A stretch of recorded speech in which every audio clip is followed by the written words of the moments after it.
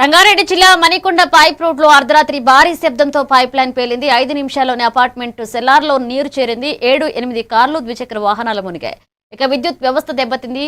హైడ్రా బృందాలు అగ్నిమాపక శాఖ పోలీసులు వెంటనే స్పందించి నీటిని నిలిపి సెల్లార్ను తోడే ప్రయత్నం ప్రారంభించి ఎటువంటి ప్రాణ నష్టం కాలేదు. కానీ స్థానికులు తీవ్ర ఇబ్బందులు ఎదుర్కొన్నారు.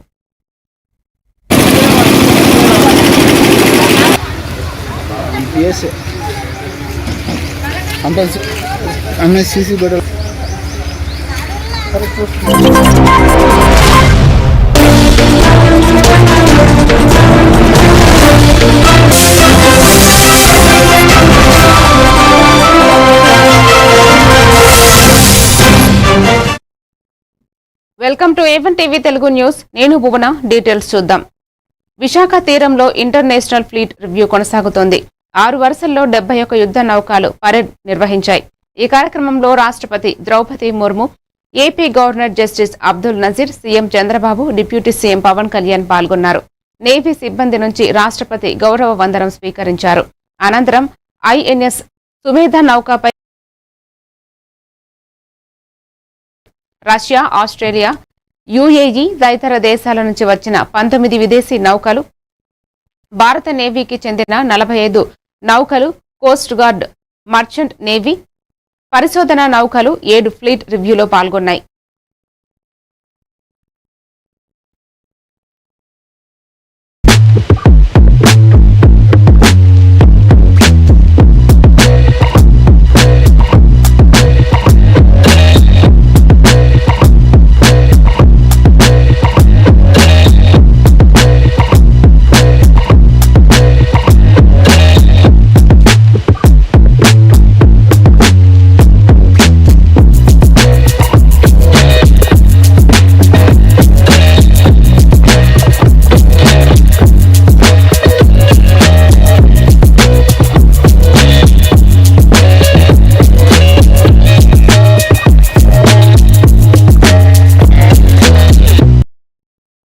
ఎమ్మెల్సీ తలసిల రఘురాంను వైసీపీ అధినేత జగన్ పరామర్శించారు.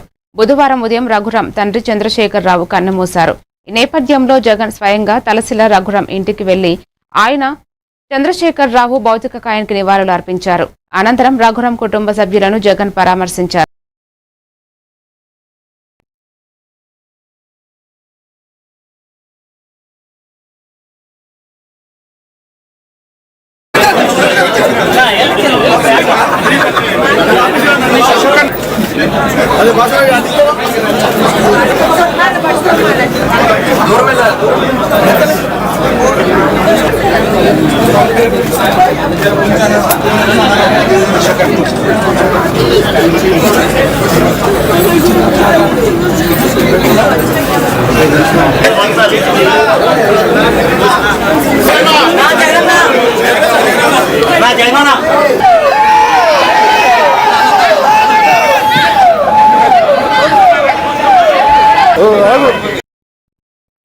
కూటమి ప్రభుత్వం ప్రతి ఒక్కరి ప్రాణం విలువైనదిగా భావిస్తుందని వైద్య ఆరోగ్య శాఖ మంత్రి సత్యకుమార్ అన్నారు.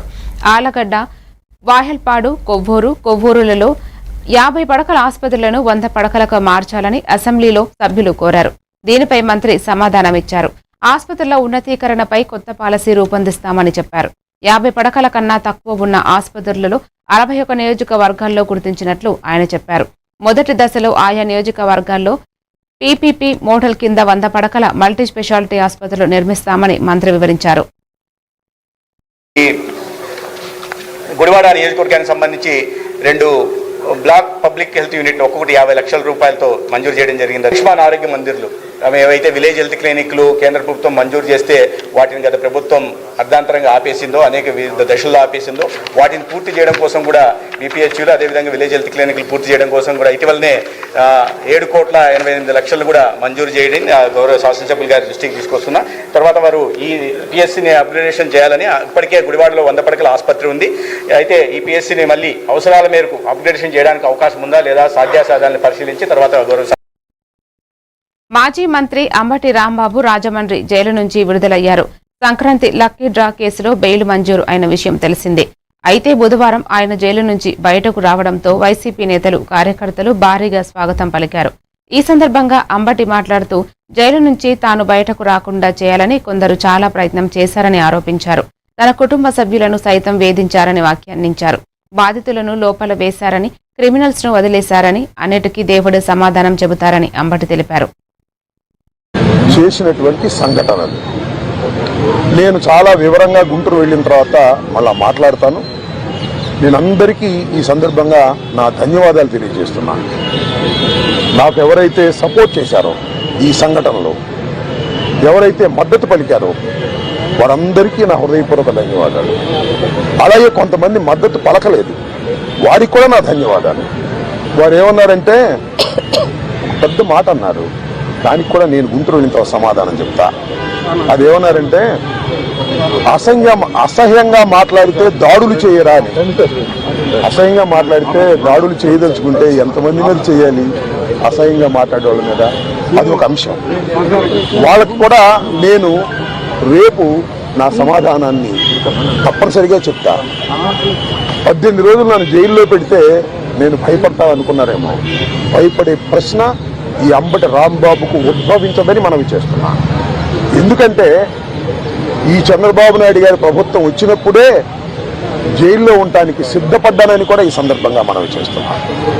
నన్ను హింసించాలని, నన్ను జైల్లో పెట్టాలని చంద్రబాబు, లోకేష్ ఎప్పటి నుంచో ప్రయత్నం చేస్తున్నారు.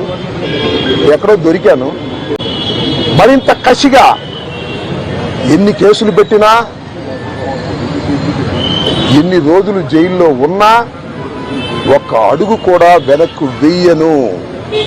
జగన్మోహన్ రెడ్డి గారి నాయకత్వంలో ఈ కూటమి ప్రభుత్వాన్ని ప్రజాస్వామ్యబద్ధంగా కూల్చేంత వరకు ఈ పోరాటం. భవన నిర్మాణదారులకు ఏపీ ప్రభుత్వం గుడ్ న్యూస్ చెప్పింది.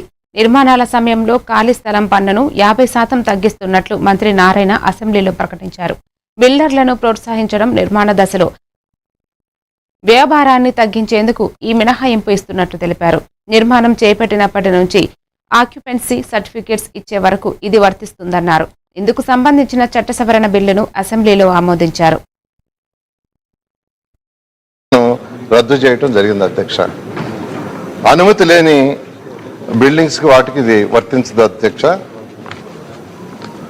దీన్ని వేకెంట్ ల్యాండ్ ట్యాక్స్ సంబంధించి 1955 మున్సిపల్ కార్పొరేషన్ చట్టం 199 సెక్షన్లో సబ్సెక్షన్ 3 తర్వాత దీన్ని చేర్చమని రిక్వెస్ట్ చేస్తున్నాను అధ్యక్ష. అదేవిధంగా 1965 మున్సిపల్ చట్టం సెక్షన్ 85లోని సబ్సెక్షన్ 4 తర్వాత దీన్ని చేర్చే విధంగా సభ నుంచి I requested to move that the bill be passed అధ్యక్ష. అనుమతి మంజూరు చేసిన తేదీ నుండి స్వాధీన ధృవపత్రం జారీ చేసే తేదీ వరకు, లేదా భవనం పూర్తయిన తేదీ వరకు, లేదా అనుమతి చెల్లుబాటు తేదీ వరకు, లేదా పొడిగించిన చెల్లుబాటు తేదీ వరకు ఇందులో.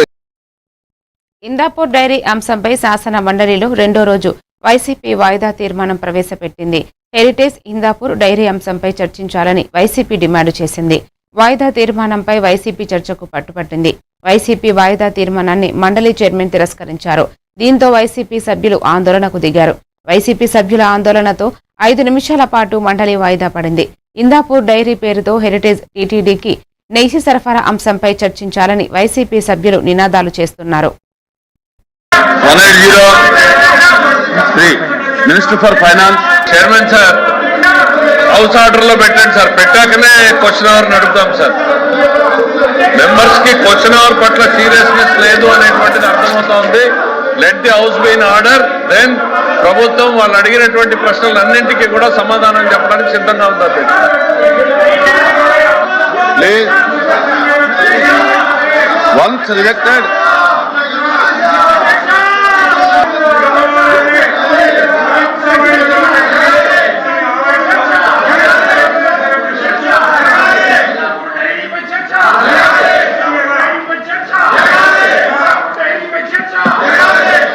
ప్లీజ్ దయచేసి కూర్చోవాలి. దయచేసి సభ్యులు వినాలి. Please please please please. Andhra Pradesh శాసన మండలిలో అధికార ప్రతిపక్షాల వాదనల మధ్య సభను మండలి చైర్మన్ మహేష్ రాజు గురువారం వాయిదా వేశారు. హెరిటేజ్ ఇందాపూర్ డైరీ అంశంపై చర్చించాలని వైసీపీ సభ్యులు చర్చకు పట్టుబట్టారు. అయితే దీనికి మండలి చైర్మన్ అంగీకరించని పోవడంతో వైసీపీ సభ్యులు నినాదాలు చేశారు. సభా సమయాన్ని వృధా చేస్తున్నారని హోంమంత్రి అనిత విపక్ష సభ్యులపై ఆగ్రహం వ్యక్తం చేశారు. విపక్ష నేత బొత్స సత్యనారాయణ తిరిగి చర్చకు పట్టుబట్టడంతో శాసన మండలిని చైర్మన్ వాయిదా వేశారు. అధ్యక్ష, దేవుణ్ణి కూడా రాజకీయంగా వాడుకోవడానికి వీళ్ళు చేస్తున్న తపన అధ్యక్ష. అధ్యక్ష ఒకసారి వినాలి అధ్యక్ష. దేవుణ్ణి కూడా రాజకీయంగా వాడుకోవడానికి ఇక్కడ ఈ రోజు ఇంత సభా సమయాన్ని వేస్ట్ చేస్తున్నారు అధ్యక్ష. దేవుడంటే భయం లేదు, దేవుడంటే భక్తి లేదు, దేవుడంటే నమ్మకం లేదు.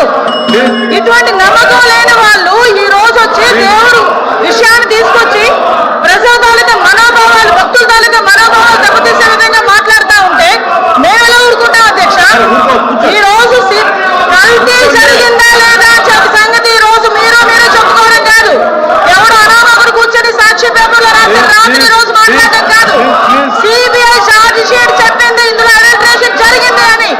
240 కోట్ల రూపాయలు తీసుకొచ్చి మీ జేబుల్లో నింపుకున్నారని తెలిసింది. ప్లీజ్ ఎల్వపి గారు దోపిడీ కోసం మాట్లాడండి. దీనికోసం చేసే కార్యక్రమాన్ని ఇవాళ వచ్చి మేము తెచ్చి రావాలని కోరితే ప్రభుత్వం వచ్చి పట్టిస్తూ ప్లీజ్ కూర్చోండి.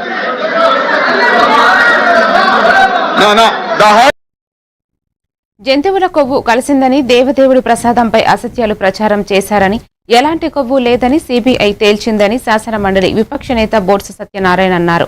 ఆయన శాసన మండలి మీడియా పాయింట్లో మాట్లాడుతూ హోంమంత్రి వచ్చి ఏదేదో మాట్లాడుతున్నారన్నారు. తాము కూడా వాస్తవాలు తేల్చాలని సభలో చర్చించమని కోరుతున్నామని బొత్స అన్నారు. హెరిటేజ్ సంస్థ ఇందాపూర్తో చీకటి ఒప్పందం చేసుకుందని ఆయన ఆరోపించారు. ఆ దుర్బుద్ధితో ఆ దేవదేవుడి మీద నైవేద్యం మీద ఆసరా పెట్టుకుని 320 రూపాయలకి కొంటున్న నెయ్యిని ఏదైతే హెరిటేజ్తో సంబంధాలు ఉన్నా ఇందాపూర్ సంస్థ ద్వారా డైరీ ద్వారా సప్లై చేస్తూ దోచుకు తినడానికి ప్రయత్నం చేస్తున్న నేపథ్యం గత వారం రోజులుగా రాష్ట్ర ప్రజలందరూ కూడా చూశారు. ఈ అంశం మీద చర్చించాలని చెప్పి మేము అడిగాం. ఇందాక నిమిషం ముఖ్యమంత్రి గారు వచ్చి ప్రభుత్వం తరఫున వచ్చి మాట్లాడుతూ ఆవిడన్నారు, కాదు ఇదంతా కల్తీ జరిగి చేశారు అని చెప్పేసి అవునా, మేము దాన్నే చర్చించమంటున్నాం. బస్సు వాళ్ళు తెలుస్తాయంటున్నాం, సిబిఐ ఏం ఫైండింగ్స్ తెలుస్తాయంటున్నాం. చంద్రబాబు నాయుడు గారు హెరిటేజ్ సంస్థ ఏ రకంగా దోచుకు తింటుందో ఈ రాష్ట్రంలో దేవదేవుడి తాలూకా నైవేద్యం రూపాన ఆయన ఎలా నైవేద్యం చేస్తున్నాడు, ఎలా కైంకర్యం చేస్తున్నాడో విషయాలే చర్చించ.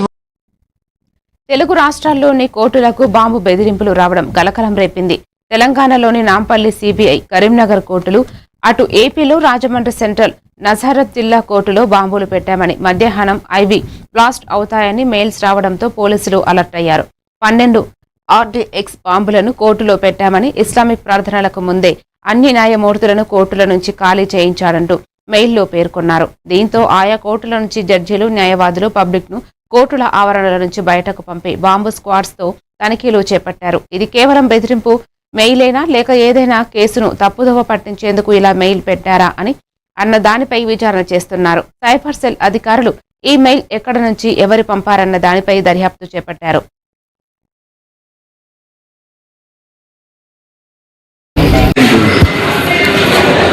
ఎప్పుడు వచ్చిందన్న call CBI court CBI court వచ్చింది. ఓకే ద్వారా ఒక మెసేజ్ రావడం జరిగింది. ఆ మెసేజ్ నుంచి ఒక బాంబు ఉంది అని చెప్పి, బాంబు 12 గంటల తర్వాత పేలుతుందని అందరిని అలర్ట్ చేయమని చెప్పి వాళ్ళకు సమాచారం రావడంతో ఆ విషయం తెలియడం వల్ల న్యాయవాదులు, కక్షిదారులు అందరికీ బయటకు వస్తున్నాం కోర్టు నుంచి. అది నిజమా కాదా అనేది త్వరలో పోలీసు వాళ్ళు వచ్చి నిర్ధారణ చేస్తారు. అది సంబంధించిన న్యాయాధికారులు పోలీసు వారికి సమాచారం ఇవ్వడం జరిగిందని చెప్పి మా కోర్టు స్టాఫ్ వాళ్ళు తెలిసింది. కావున మమ్మల్ని కాలేజ్ చేయమని చెప్పి చెప్పడం వల్ల మేము గేట్ పరిచి నిల్చొని ఉన్నాం. ఇప్పుడు బార్ మెంబర్స్గా మేము ఉన్నటువంటి మా బార్ తీసుకున్న చర్య నిమిత్తము మా బార్ సంబంధించిన ప్రతి న్యాయవాది ఎక్కడ ఏమి అనేది విషయం కూడా కొద్దిగా 12 గంటలకని చెప్పడం వల్ల 12 గంటల లోపల ఒక ప్రెమిసెస్ అంతా చూసి చేయడం జరిగింది. మాకైతే ఎక్కడ కూడా అగుపడింది లేదు. మా విధిగా బార్ అసోసియేషన్ వాళ్ళు ప్రెమిసెస్లో కూడా చూడడానికి ప్రయత్నం చేస్తున్నాము. 12 గంటల లోపల చేరగలము. ఎందుకంటే మాకు కూడా వాళ్ళు ఇచ్చిన పిలుపు మేరకు ప్రాణభయం ఉంటుంది కాబట్టి ప్రతి ఒక్కరిని బయటికి రమ్మని చెప్పి కోరడం జరిగింది. అందరూ వచ్చి మేము కూడా వెతకడం జరిగింది.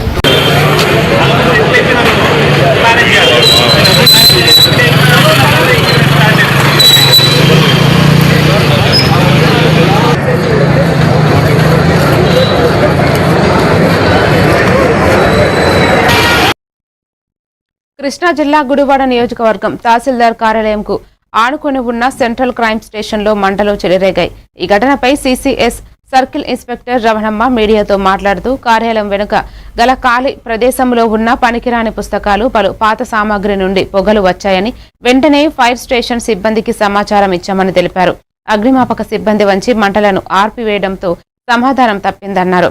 విషయం తెలుసుకున్న గుడివాడ డీఎస్పీ ధీరజ్ వినిల్ వెంటనే సిసిఎస్ పోలీస్ స్టేషన్ కి వచ్చి సంఘటనా స్థలాన్ని పరిశీలించారు.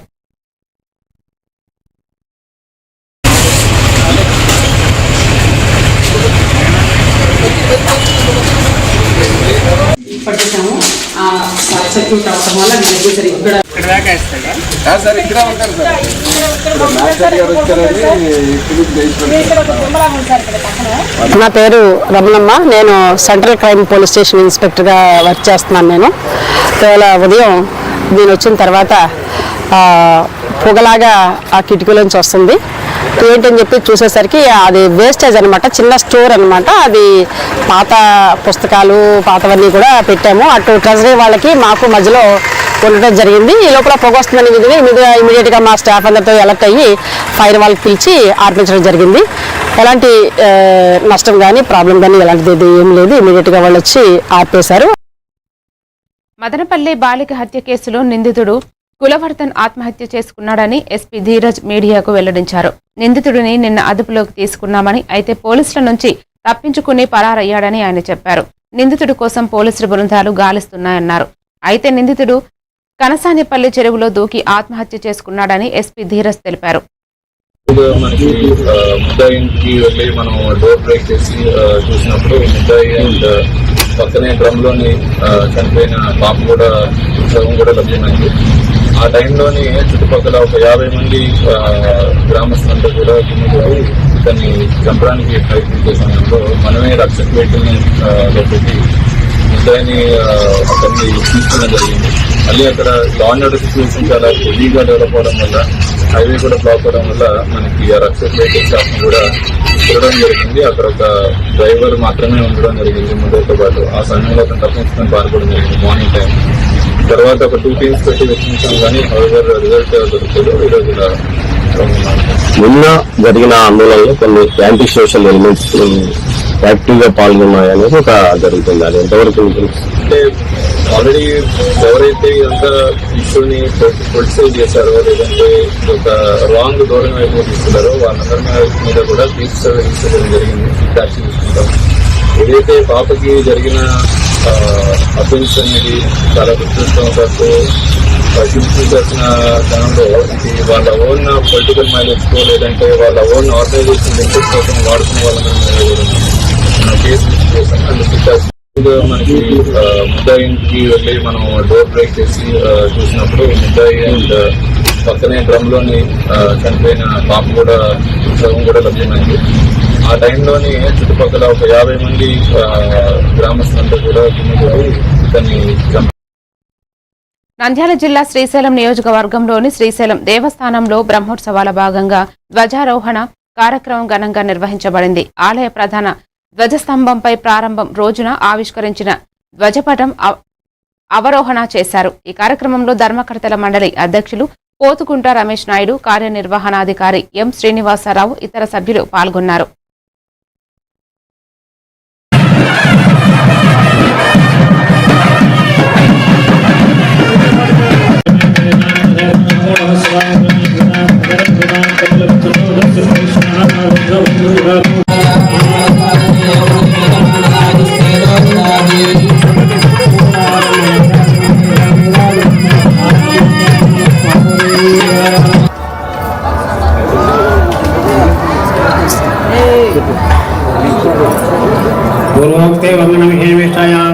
శుభదౌ లోక కళ్యాణ సిద్ధంగా ప్రవణాంగాధములుగా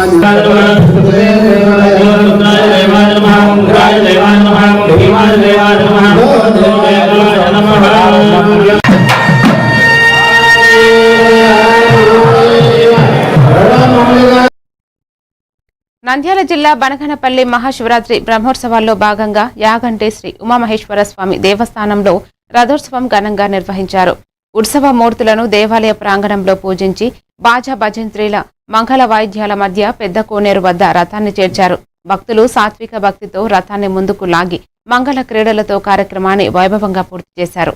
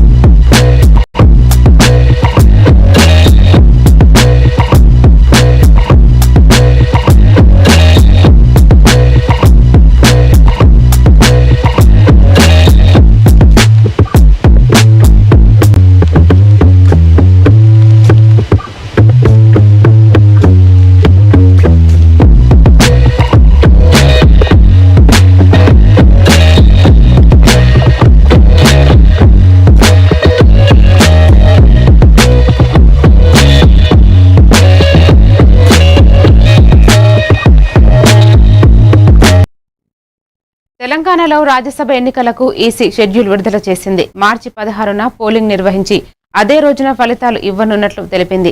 ప్రకటన నామినేషన్ల స్వీకరణ ఫిబ్రవరి 26న కాగా నామినేషన్ల చివరి తేదీ మార్చి 5 వరకు చేయనున్నట్లు తెలిపింది. నామినేషన్ల పరిశీలన మార్చి 6, నామినేషన్లు ఉపసంహరణ మార్చి 9న గడువుగా విధించింది. తెలంగాణ సహా మొత్తం 10 రాష్ట్రాల్లో 37 ఎంపీ సీట్లకు షెడ్యూల్ విడుదల చేసింది. రాజ్యసభ స్థానాలు అత్యధికంగా ఖాళీ అయ్యే స్థానాలు వరుసగా మహారాష్ట్ర 7, తమిళనాడు 6, పశ్చిమ బెంగాల్ 5, బీహార్ 5, ఒడిశా 4, ఛత్తీస్గఢ్ 2 వరుసగా ఉన్నాయి. కాగా ఏప్రిల్ 9తో తెలంగాణ రాష్ట్రంలో సురేష్ రెడ్డి, అభిషేక్ సింఘ్వి పదవీకాలం ముగియనుంది.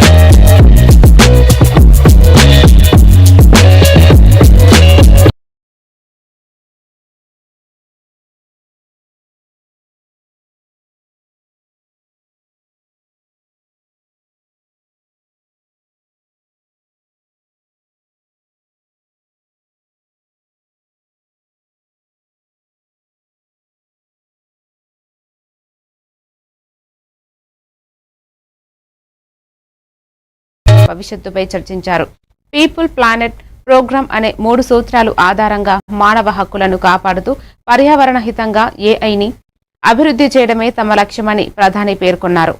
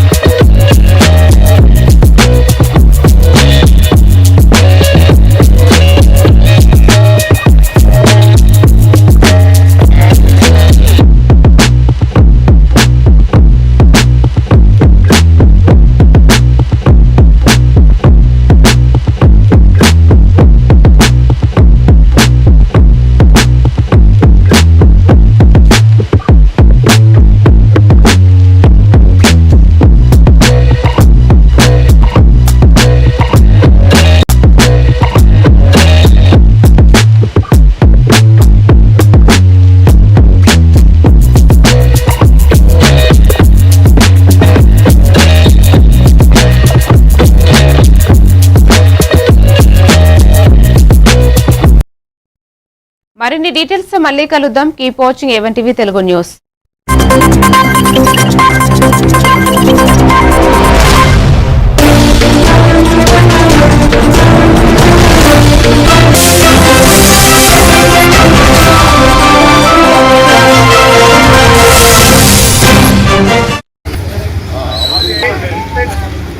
ప్రెజర్తో పోయిందా